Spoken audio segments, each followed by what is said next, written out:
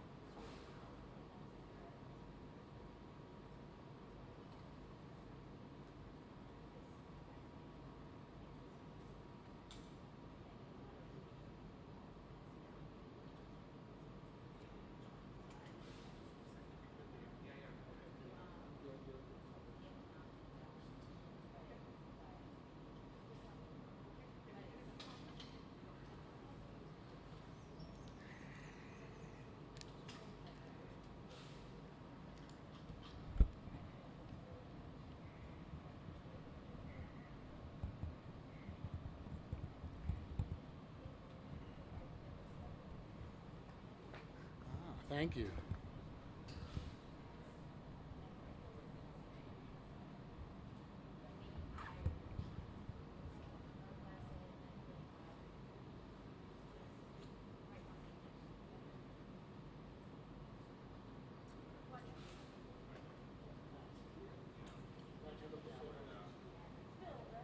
Yes.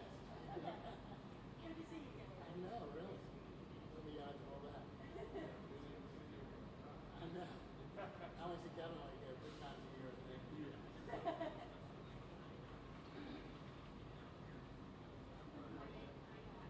I think that's a little something there. They should have their own sign up.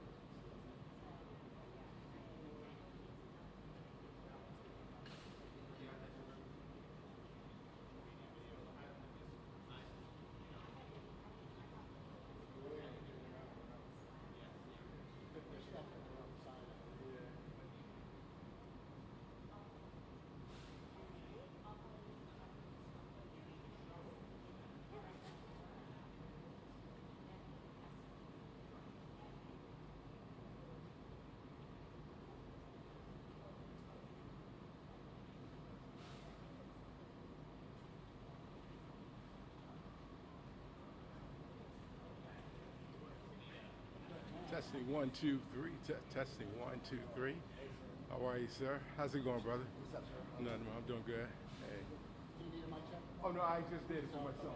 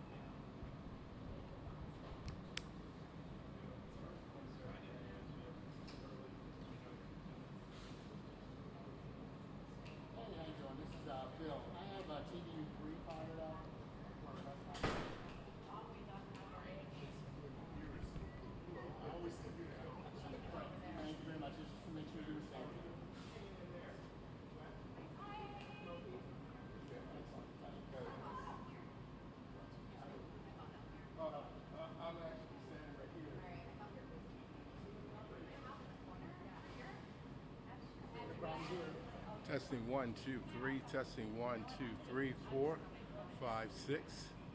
Testing 1, 2, 3, 4, 5, 6, 7, 8, 9, 10. Splendid.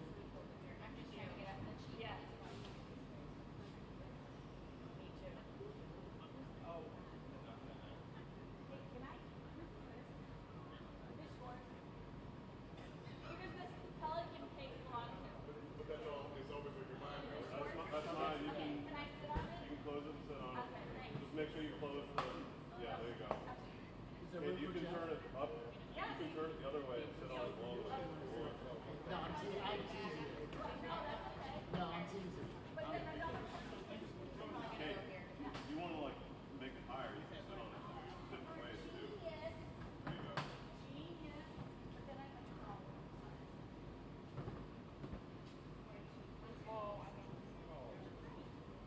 are you okay? We just choose this.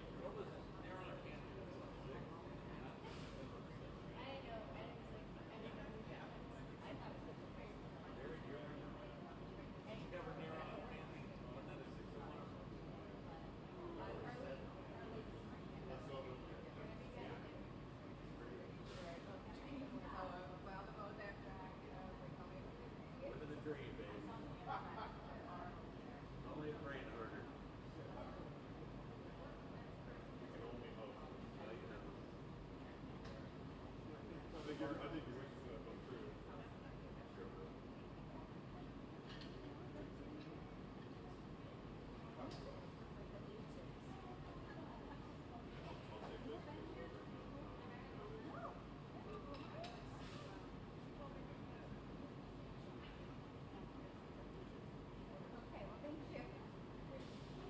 Hey folks, just letting y'all know, Mayor and Fire Commission will be out shortly.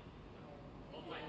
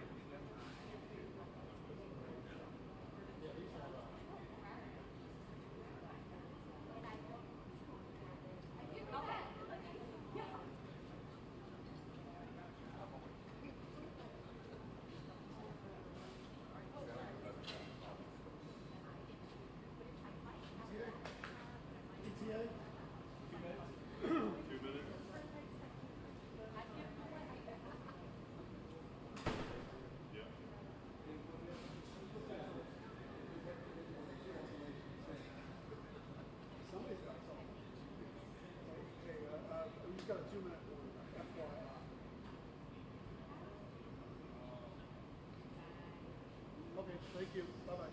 You John's getting tired of Just like look at my battery and like, They know. but I don't want to restart everything. You know, we have a microphone stand up. I didn't bring my, oh, that's fine. Do you need one? I might have one. I like, the sound. I don't have that. Just on the screen, which I don't need to.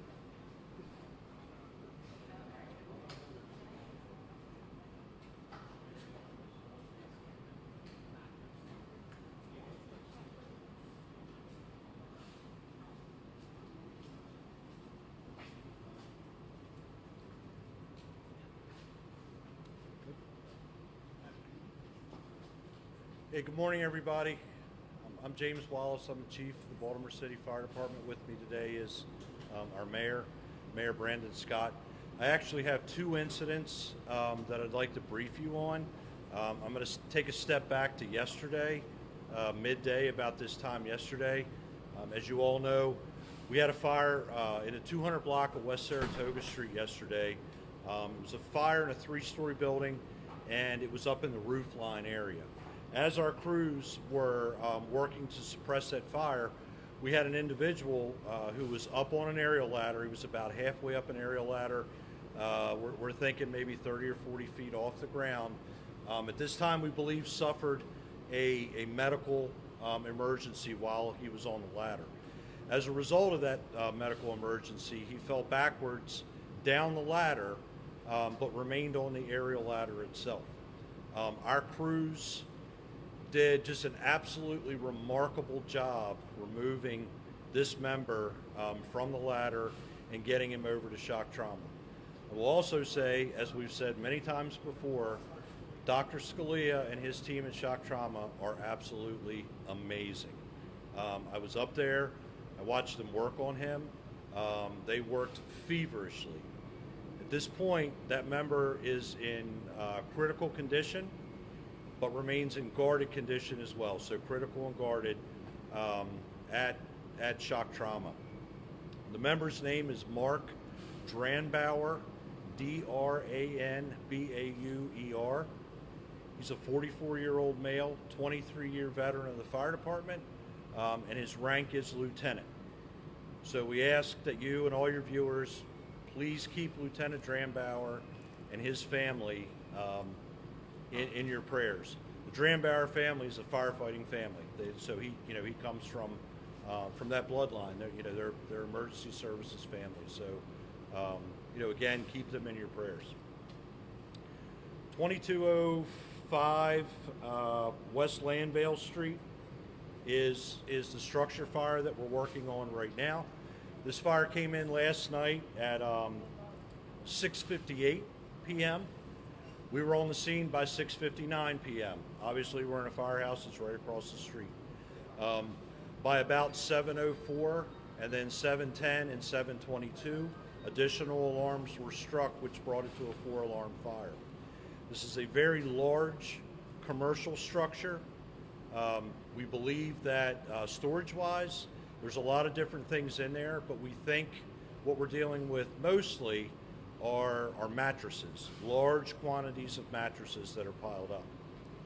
As I said last night, as you look at that building, you see 3 or 4 stories above ground. One of our biggest challenges has been 2 stories below ground that we were not able to get into. This building it's brick and mortar.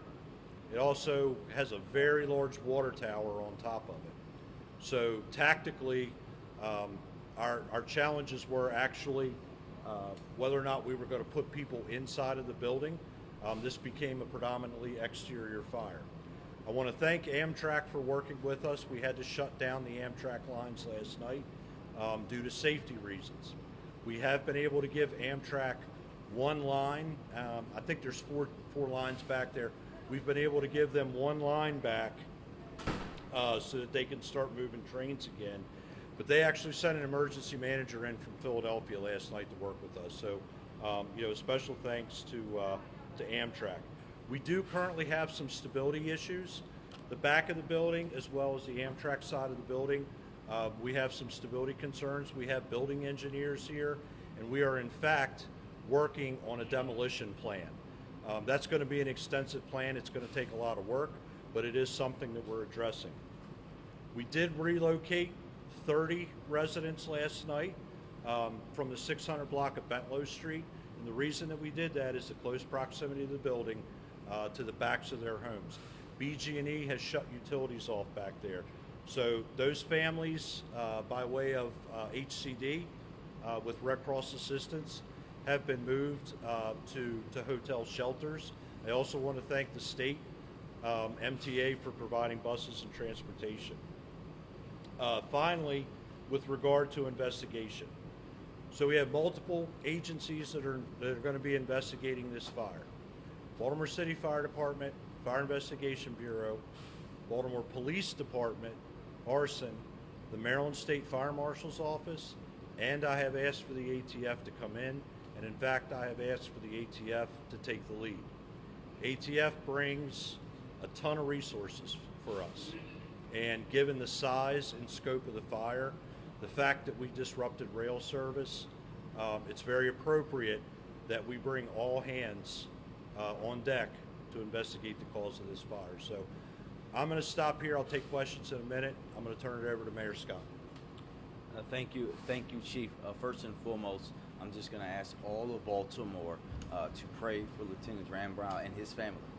We are so grateful to our members of the fire department who were there to render that quick aid, and as the Chief said, always grateful to Dr. Scalera and the team at Shock Trauma, who we know are the best trauma center in the world for taking care of our member. But ask everyone to wrap their thoughts and prayers and their arms around his family and the fire department itself. But also, I want to say thank you to the women and men of BCFD for what they have done here, especially the leadership of Chief Wallace and his team, fighting this enormous fire throughout the night with the complications that you all can see. It's not a small task. I want to thank them for their leadership and their dedication, as always, to preserving life in Baltimore. But as you heard from the Chief, this also was a all-hands-on-deck effort. I want to thank all of the city agencies, housing for relocating the residents. We saw them meeting in here. The Chief and I had the opportunity to speak with many of the residents in the firehouse last night. DPW for coming and helping to get the Chief and his crew the water that they needed, transportation, all the agencies, my office, the emergency management, everybody that has been here. Anytime we have an incident of this magnitude, it's always going to be all hands on deck. I want to thank the full weight of city government for showing up last night. Also want to thank our partners from Baltimore County, from Howard County, from Harford County, from BWI for sending in fire efforts to help us as we dealt with this issue and still had to manage the things around the city of Baltimore, and also our partners at the state for their assistance. As you heard from the Chief, this is still ongoing. We are grateful that there have been no injuries to anyone at this point and want to keep it that way, and we'll allow them to do their work as they are the professionals and know exactly what they're doing. Chief? Thank you, Mr. Mayor. We'll take a few questions. You have them? Chief Wallace, we were seeing reports. Work this way. That would be great. Stay where we can start there. Also, if you guys can speak up a little bit, the Oh, sound's yeah. getting lost Yep. here. It's hard to hear. Okay. Chief Wallace, we were seeing reports that there might have been issues with the water supply. Can you talk a little bit about that, and if this was a learning lesson for what might need to change moving forward? So there are 6-inch water mains in this area. This is predominantly residential. There's nothing uncommon about that whatsoever. 95% of the fires that we fight, that's perfectly adequate. When we get into a building that's this size, right, we're not only trying to suppress the fire, we're trying to protect all the exposures around it. We increase dramatically what we call fire flow, meaning the amount of stress that we put on a grid based on the amount of flow that we need to keep a fire down can exceed the grid. We're absolutely prepared for that. What we do, we've become very innovative. We've got the water grid maps. As my battalion chiefs walk around, you'll see them carrying iPads. They're looking at the water grids. They're looking at Google Earth shots of this building. We're working these fires real time. So what we do is we call additional equipment, as we did. Our first briefing, we were at 4 alarms. When I came back, the mayor and I spoke that second time, we were at 7. So what we have to do is bring in additional pumpers and get outside the initial footprint, get on bigger mains, and we just bring water in. We train for this. We're perfectly equipped for this. and quite honestly, DPW's director was here, and strategically with his team, picked which mains we needed to do or needed to get on in order to put this fire out. And I think that's the part of it being an all hands on deck effort, right? Director Zaid came out. We called him. He came out with his crew, and they were able to work with the chief and their team to say where exactly they needed to go, because obviously no one knows the water system better than DPW, and be able to give them the pressure that they need. And that we saw change really the tide of what was happening as far as the fire. Any word on the booms that neighbors were hearing and that we heard last night here? No, I don't have any additional from what I had last night. What I can tell you is that's why I've brought in the full force of investigators from the state. The mayor was on the phone with the governor last night, and the